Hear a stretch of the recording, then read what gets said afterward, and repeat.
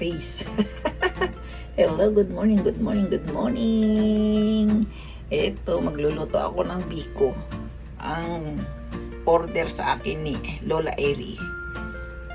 At sasako po na rin yung aking mga apo. Kaya ito, tingnan nyo. Bali siguro mga ilang kilo ba ito? 10 takal kasi ginawa ko. Para yung tigkalahati, 5-5. Para alam ko yung takal ng asukal.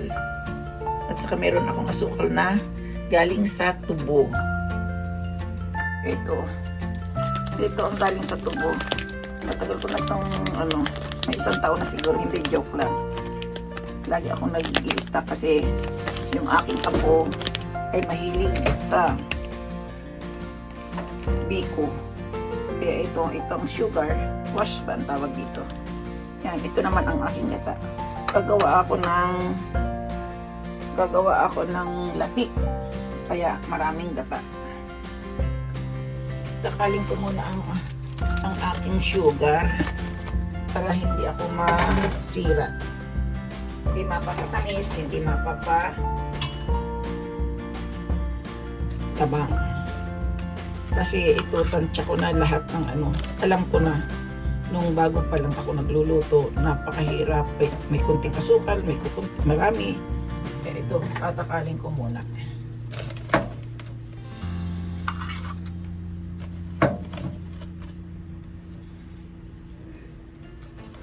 Sana'y magkasya. Ito.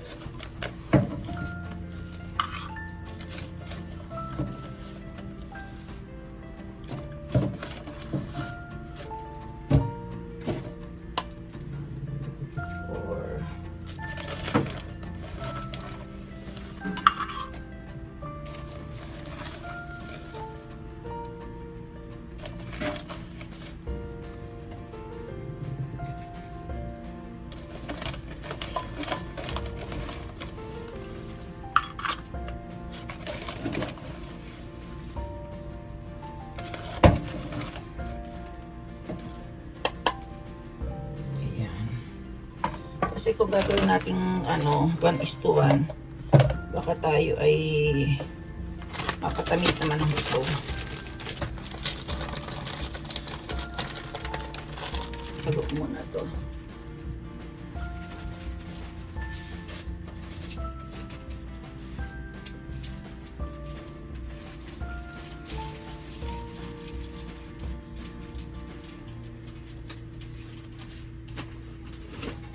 Tapos, kukuha tayo dito ng 2 takal. Pagka gumamit kayo ng pure, maganda ang nakalalabasan ng biko nyo. Kaya ako'y gumagamit ito. Purong 100% na galing sa tubo. Yan, halo ko na doon. Para siyang tsokolate. Ang kulay. Para siyang tsokolate ang kulay. Yan.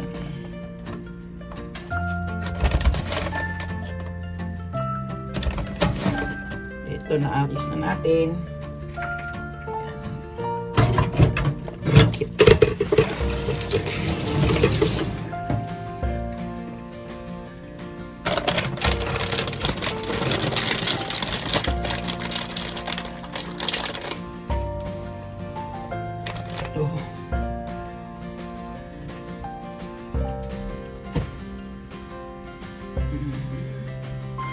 Tapos ito ang sugar. May chocolate.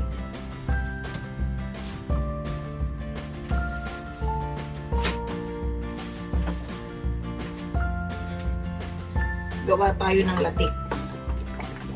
Ito ang nyug.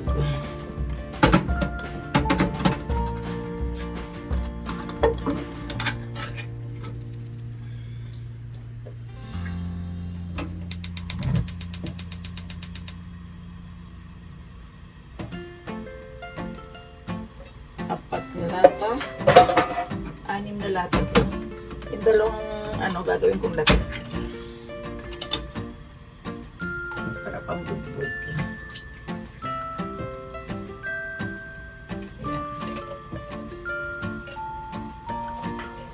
Hindi ka na magkakayod.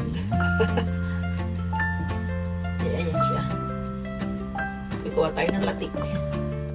Ito ang gagawin kong latik. Hayaan ko munang kumulo ng kumulo para mawala ang tubig. Tsaka ko siya haluin na lang mamaya-maya. Kasi pag tining niyan may mantika na at saka yung latik. Ang kukunin ko lang yung latik. Yung mantika isasama ko na rin sa sa pagluluto ko ng biko. Yan.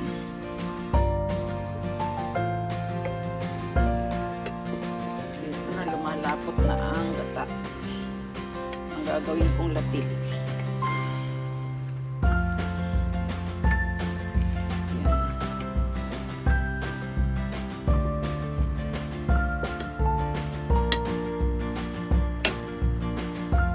Ito na ang mangyayari kapag malapit na maluto ang latik. Kailangan tuloy-tuloy na ang halo. Yan. Kasi masusunog,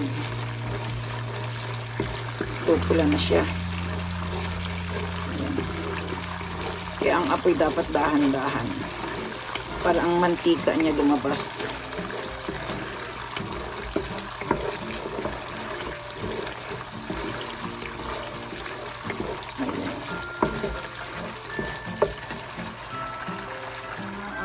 Latik. Maganda na. Patayin ko ng apoy. Okay na ba ito? Baka masunog pa. Tama na yan. Ito na, nilagay ko na yung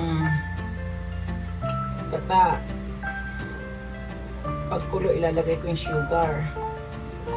Tapos hintayin natin maging arnibal para siya ay haluin na ang kanin. Tanggalin ko na yung kanin sa rice cooker. Ito ang kaning malagkit. Hawakan ko. Medyo matigas siya. Talagang inano ko ang pinatigas ko ng kunti. Para pag inilagay ko dito sa aking gata, sa arnibal ko, maluluto pa siya, lalambot pa. Kaya medyo matigas. Panoorin yung aking experiment na experimentong ano ba to? Biko. Kaya muna natin kumulo ng kumulo para mabawasan ng konti yung tubig niya. Ayan. Hindi ko na muna siya haluin. Maya-maya ilalagay ko na yung sugar. Ito na ang sugar. Itataktak ko na.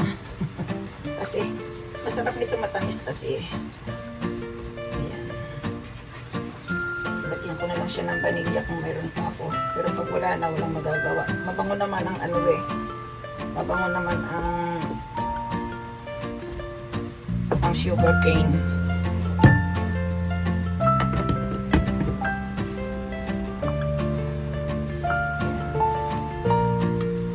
Lagyan natin ang apoy. Nakapul.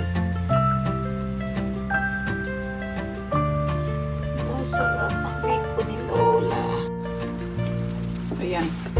Lumalapot na. Tumitigas na yung kanyang Bumibigat na pala, hindi tumitigas.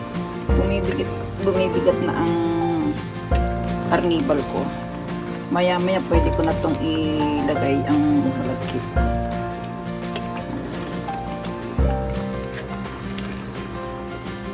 Dito na tayo mahihirapan. Panay na ang natin.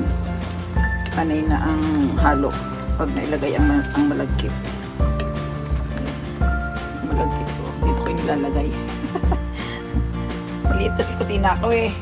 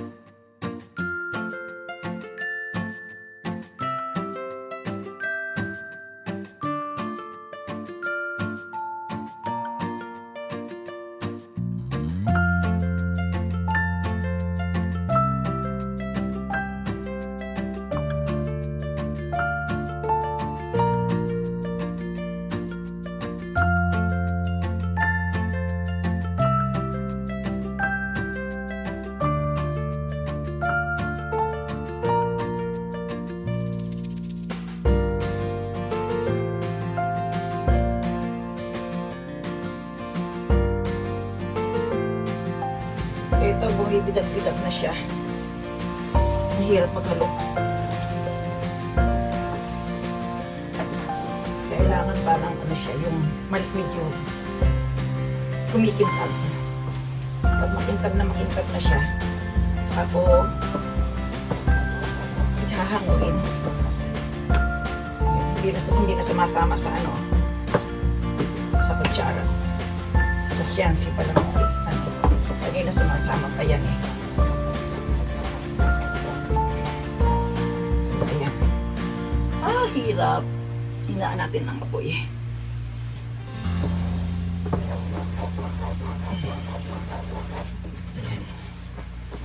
Di ba oh, wala na yung ano, hindi na sumasama.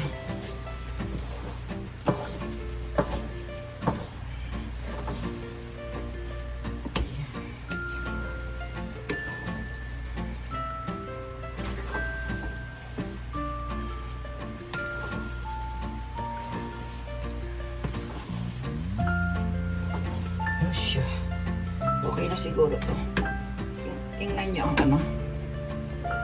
Ayan. Tingnan nyo dito oh. Ayun yung makintab na yun. Pag kumikintab na siya, ayan, masarap na yan. Maano na yan. Ayan. Ayun para siya. Ayan, makintab. Diba? Okay na yan.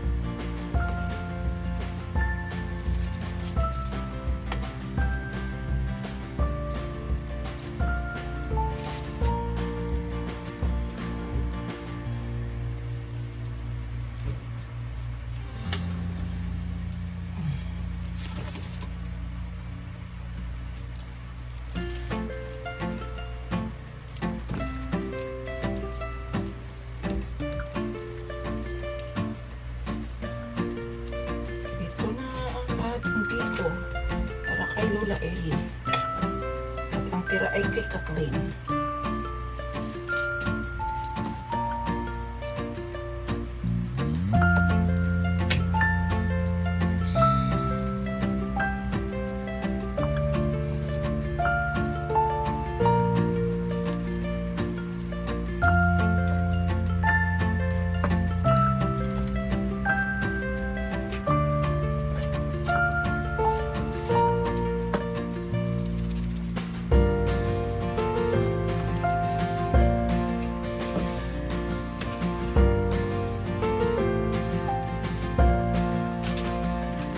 May dito na tayo.